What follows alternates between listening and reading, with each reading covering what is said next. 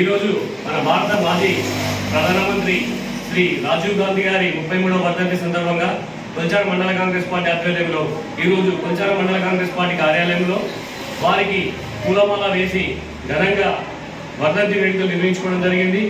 అలాగే మా కొల్చారం బస్టాండ్ ఆవరణలో పండ్ల పంపిణీ కూడా చేయడం జరిగింది.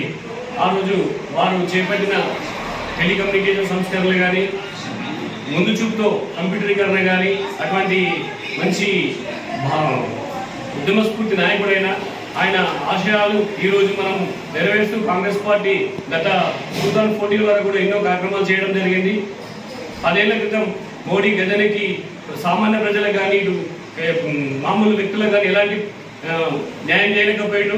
పెత్తందారులకు, కార్పొరేట్ సంస్థలకే వాళ్ళు రుణాలు మాఫీ చేసి వాళ్ళని మరింత ఎదిగే విధంగా చేసింది తప్ప ఎప్పుడు కానీ గాంధీ కుటుంబం పేద వర్గాలకు, బడుగు బలహీన వర్గాలకు కూడు గుడ్డ మకాలనే నినాదంతో ప్రతి ఇంటికి కాంగ్రెస్ పార్టీ చేపట్టే కార్యక్రమాల ద్వారా లబ్ధి చేకూరే విధంగా వాళ్ళు రూపకల్పన చేయడం జరిగింది.